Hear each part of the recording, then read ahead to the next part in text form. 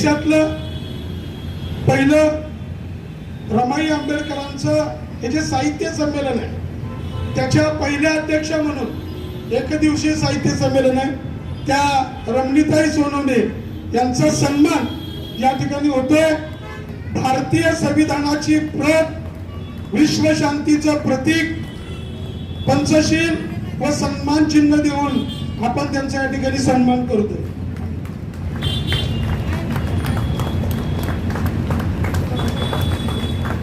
जोरदार. वर्षभर या ठिकाणी, या पवित्र ठिकाणी काही ना काहीतरी उपक्रम हा कायमस्वरूपी सुरू असतो.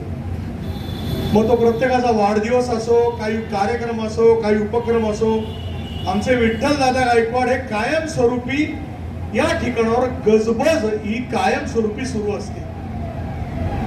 आणि आज आपल्याला सगळ्यांना माहिती आहे की 1 फेब्रुवारी ते 7 फेब्रुवारी रमाई महोत्सव असतो.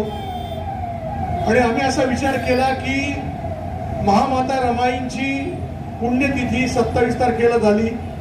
त्या दिवशी आम्ही रमाई रत्न पुरस्कार समारंभ त्या दिवशी झाला.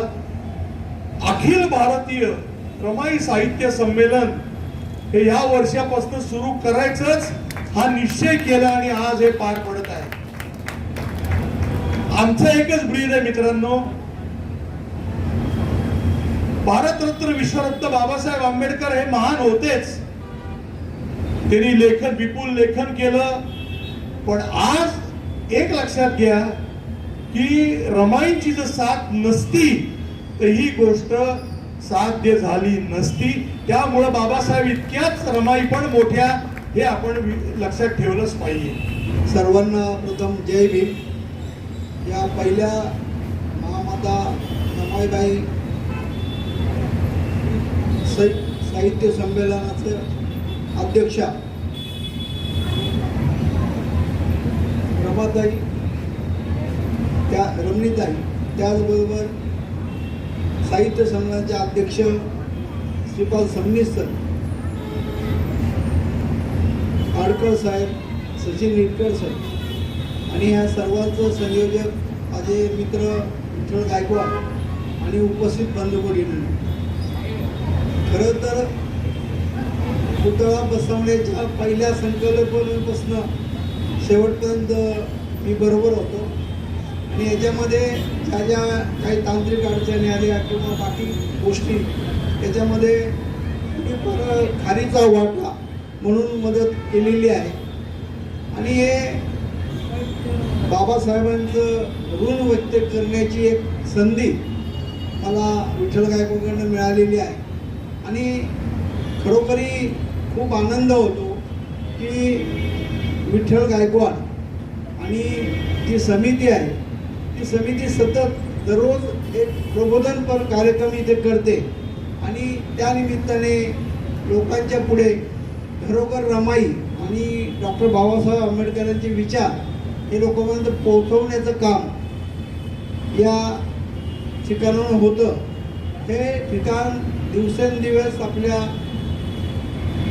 सगळ्यांना ऊर्जा देण्याचं ठिकाण आहे असं मला वाटतं. आज या साहित्य संमेलनाला मी हार्दिक शुभेच्छा देतो. थांबतो. जय जिजाऊ, जय शिवराय. अत्यंत मौल्यवान अशा या कार्यक्रमाचं आयोजन या ठिकाणी विठ्ठलदादा यांनी केलेलं आहे.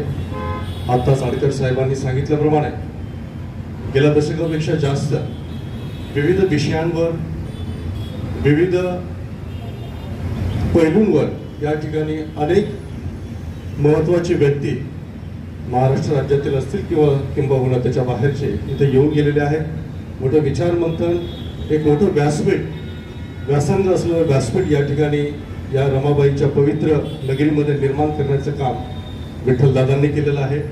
सर्वप्रथम अशा प्रकारचा जो काही प्रवास, जो धक्क करणारा आहे, जो सर्व जाती धर्मांना एका धर्मनिरपेक्षतेकडे नेणार आहे, तो विचार रुजवण्यासाठी विठ्ठलदादांनी जे कार्य केलेलं आहे त्या गोष्टीसाठी मी त्यांचं सर्वप्रथम या ठिकाणी अभिनंदन आणि आभार व्यक्त करतो. मध्ये धार्मिक ध्रुवीकरण ज्या पद्धतीने होतंय, आज समाजामध्ये भाषांमध्ये, धर्मामध्ये जी काही सगळी आव्हानात्मक परिस्थिती निर्माण झाली आहे त्याला उत्तर म्हणजे हा विचार आहे. आणि आज या ठिकाणी रमाईचं जे स्मारक झालं गेली अनेक वर्ष या ठिकाणी याच विचारांचा जागर हा अनेक वर्ष आपण करतो आहोत. आणि चांगली गोष्ट काय आहे की जसं आपल्या शिवशाहू फुले आंबेडकरांचा वारसा आहे तसाच अतिशय त्यागाचा वारसा आपल्याला राजमाता जिजाऊ, सावित्रीबाई फुले, रमाबाई आंबेडकर, अहिल्याबाई होळकर या सगळ्यांनी घालून दिलेला आहे. आणि मला असं वाटतं की रमाबाई आंबेडकरांचं जे बाबासाहेबांच्या आयुष्यामध्ये असलेलं स्थान आहे की बाबासाहेब जे काही करू शकले, बाबासाहेब आज या देशासाठी त्यांनी जी सगळी शक्ती पणाला लावली, आपलं ज्ञान शक्ती पणाला लावली, त्याच्या मागे त्यांना खंबीर साथ दिली, त्यांच्या सोबतीने साथ दिली ती रमाबाईंनी. सर्वात आधी विश्वाच्या पाठीवरील सर्व ज्ञात अज्ञात महापुरुषांना माझे खरबो सलाम. इथे आपल्या समोर जे काही मान्यवर बसलेले आहेत तर त्यांच्या समोर मी काही बोलणं आणि माझं मत मांडणं हे असं आहे की मी सूर्याला म्हणायचं की मी काजवा आहे आणि माझ्याकडे पहा. कदाचित त्यामुळे लोक आमच्यापासनं 10 हात लांब पळतात, जणू काय आम्ही अघोषित दहशतवादी आहोत. कुणाच्या विरोधात बंड करायचं नसतं. ही सत्ता, ही संस्कृती एवढी मुजोर आहे की तुम्ही प्रेमानं देखील एखादं काम तुमचं म्हणून करायला गेला ती करून देत नाही. ती स्त्री म्हणून जेवढे काही मुखवटे आमच्यावरती लादायला पाहते तेवढे सगळे मुखवटे आम्ही जन्मापासून घेऊन फिरत असतो. कुणाची बहीण म्हणून, कुणाची आई म्हणून, कुणाची बायको म्हणून, कुणाची बहीण म्हणून. या नात्यांच्या फेऱ्यांमध्ये एवढं घुसमटून टाकलेलं आहे की चौकटी म्हणून आम्हीच आम्हाला एवढ्या लावून घेतो की प्रत्येक चौकट आम्हालाच आमची तोडताना पुन्हा अडचण निर्माण होते. आम्ही अशा धर्माच्या नावाखाली आजपर्यंत काढले गेलोय, अशा संस्कृतीच्या नावाखाली आजपर्यंत भरडत आलोय स्वतःला की जे आमची फक्त एक लिंग ओळख आहे स्त्री म्हणून, ती आमच्यावरती फक्त एक धर्मसंस्था म्हणून लादली जाते. नाहीतर तसं बघायला गेल्यावर प्रत्येक एखादा जो कोणता जीव जन्माला येतो माणसाच्या पोटी तो एकतर मुलगा असतो किंवा मुलगी असतो. म्हणजे त्याची त्या लिंगामुळे असणारी स्वतःची स्वतंत्र ओळख असते. परंतु स्त्री ही कधीच जन्माला घातली जात नाही. स्त्री ही फक्त घडवली जाते. वेगवेगळ्या परंपरा लादून, वेगवेगळ्या संस्कृती आणि कुठल्या तरी नियमांच्या ओझ्याखाली तिला दाबून ठेवायचं का? का तर ती सृजन शक्ती आहे. मला फार आश्चर्य वाटलं. संमेलन ही पायलीची 15 आहे. संमेलनाचा संबंध जागर चालू, अखिल भारतीय संमेलन, विश्व साहित्य संमेलन, धनगराचं संमेलन, गुराख्याचं संमेलन, शेतकऱ्याचं संमेलन, ओबीसीचं संमेलन, मराठा संमेलन, ब्राह्मण जातीवर धर्मावर, मुस्लिम साहित्य संमेलन, आदिवासी साहित्य संमेलन, ख्रिश्चन साहित्य संमेलन, गुराख्याचं सुद्धा संमेलन होतं. एवढ्या मोठ्या 101 संमेलन होत असताना माझ्या माता रमाईचं संमेलन का नको? हा प्रश्न या येड्या डोक्याच्या मध्ये शिरला. आणि 1-2 महिन्यापासून हा वेडा माणूस, तो कुठे गेलो होतो आम्ही, रिसोर्टला गेलो होतो आम्ही. गाडीत येताना आणि जाताना एकच विचार, काय करावं काय नाही. रमणीताईला अध्यक्ष करायचंय बरं, अमुक अमुक सगळं चालू. या वेडामध्ये विठ्ठल पूर्ण बुडून गेलेला. अशा रमाई मातेचं या नावाचं संमेलन होणं हे त्यांना महत्वाचं वाटतं. आणि आज हे जगातल्या, फक्त भारतातलं नाही, महाराष्ट्रातलं नाही, तर जगातलं पहिलं साहित्य संमेलन रमाईच्या नावाने इथं होत आहे. हा इतिहास नवा घडतोय. रमाईच्या नावाचा रमाई रत्न पुरस्कार, रमाईचा जागर, हे सगळे उपक्रम चालूच आहेत. घर तेथे रमाई, अशा प्रकारच्या संविधानाचं संबंध महत्व सांगणं, संविधानाच्या आणि रमाईची जोड घालून देणं, हे संबंध विठ्ठलच्या कल्पना बसल्या बसल्या ज्या सतत तो एकच विचार करतो, रमाईचा, संविधानाचा, बाबासाहेबांचा, बेरजेचा. आणि म्हणून सगळे महापुरुष इथे लावलेले. मी 2-3 दिवसापूर्वी आलो, हे महापुरुष पाहून मला समाधान वाटलं. माझंच अंतकण, माझी भूमिका या पडद्यावर मला दिसते आहे आणि जिचा उल्लेख आमच्या रमणीताईने केला. या ठिकाणी आमच्या सचिनदाने आपल्यासमोर भाषण केलं. तरुणांच्या संदर्भातली भूमिका, देशामध्ये आज विपरीत अवस्था कशी आहे, धर्म कसा आक्रमक बनलेला आहे, धर्म कसा एक केंद्रित केला जातो आहे, धर्माच्या नावावर भीती कशी घातली जात आहे आणि आपलं सगळं संविधानाचं कार्य, समाजवादाचं कार्य किती कठीण आणि किती आवश्यक झालंय हे त्यांनी मांडलं.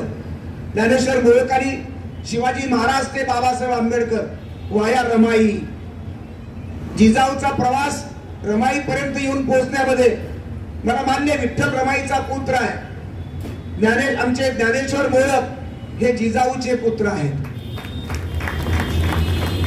या दोन पुत्राचा संवाद म्हणजे रमाईचा आणि जिजाबाईचा संवाद आहे. या दोघांचा संवाद म्हणजे माता जिजाऊ आणि माता रमाईचा संवाद आहे. ही भूमिका महत्वाची. आमच्या प्रशांतला, केदारीला फोटोमध्ये पहिल्यांदा आमची मदर तेरेसा दिसली, नंतर बाकीच्याही माता दिसल्या. कारण त्याचा बरोबर आहे, जो त्या धर्मातून आहे, तो धर्माची जी प्रेरणा आहे, येशू ख्रिस्ताची बलिदानाची प्रेरणा त्याला देते आहे. आणि ती मदर तेरेसा संबंध उकिरड्यावर ज्यांचे आईबाप पडलेले आहेत, ज्यांचे रोगी पडलेले आहेत, त्या रोग्यांना आपल्या आश्रमात घेऊन जाऊन त्यांच्या जखमेवरती मलमपट्टी करणारी ही मदर तेरेसा. 7 समुद्रापलीकडून येऊन भारताच्या मातीवरती येऊन, भूमीवरती येऊन इथल्या कुठल्याही जातीच्या माणसाचा, ब्राह्मण असो की दलित असो की बंगी असो, त्या माणसाची सेवा करण्याचं व्रत आमच्या मदर तेरेसाने या ठिकाणी सिद्ध केलं. आणि भारतानं तिला संबंध पुरस्कार दिला गेला, भारताचा सन्मान तिला मिळाला, जगातलं नोबेल तिला मिळालं. अशा प्रकारची मातांची ही संबंध बेरीज या ठिकाणी दिसते, जिचा रमणीताईनं जाणीवपूर्वक उल्लेख केलेला आहे. मी समाधान व्यक्त करू. संमेलन म्हणजे श्वास आहे, संस्कृतीचा श्वास म्हणजे संमेलन, संस्कृतीचा आवाज म्हणजे ओंकार म्हणजे संमेलन, संस्कृतीच्या उरातील भावना म्हणजे संमेलन. आणि हे संमेलन या ठिकाणी रमाईच्या नावानं, रमाईच्या पवित्र अशा प्रकारच्या वातावरणामध्ये केलं जात आहे.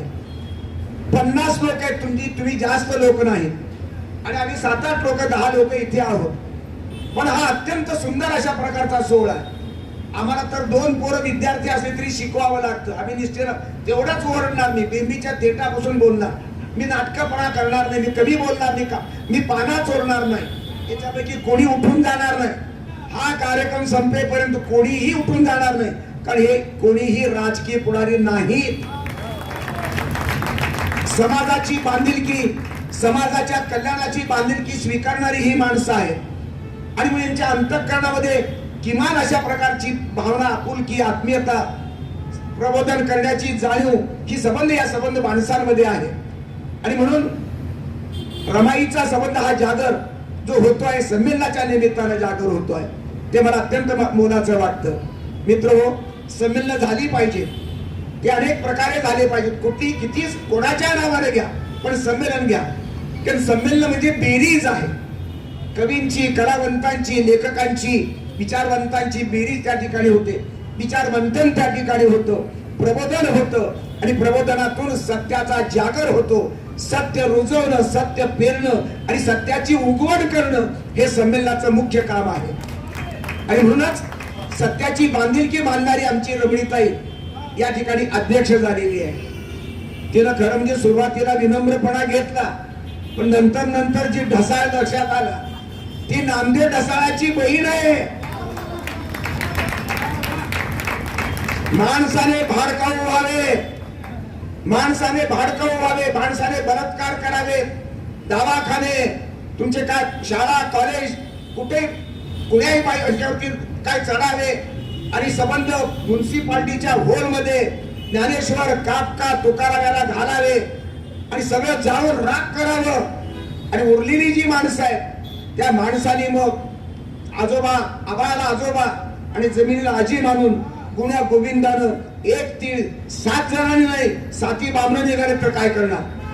7 वेगवेगळ्या, कोणी उरले त्यांनी खावं, अशा प्रकारची भूमिका नामदेव ढसाळनं मांडली, गोलपीठामध्ये मांडली. 1973 ला पहिला कविता संग्रह आला आणि त्या कविता संग्रहाला महाराष्ट्राच्या पुरोगामी सरकारनं त्याला उत्तम अशा उत्कृष्ट अशा प्रकारच्या साहित्याचं त्याला कविता संग्रहाचं त्याला बक्षीस दिलं. त्या नामदेव ढसाळची रांडा आणि बडवे लिहिणाऱ्या शब्द लिहिणाऱ्या ते शब्द नव्हे, ती अपरिहार्यता आहे. व्यवस्थेच्या विरुद्ध झगडणारा कवी आक्रंदन करतोय, आग ओढतोय शब्दामधून. तीच आग मला आठवण झाली आमच्या मित्राची, माझ्या नामदेवची मला आज आठवण करून दिली. ती आमच्या भगिनीनं, नामदेवच्या भगिनीनं रमणी आमच्या आकाश सोनवणे यांनी. शेवटची कविता किती विद्रोह, हा विद्रोह जरूर आहे पण तो विवेकी विद्रोह आहे.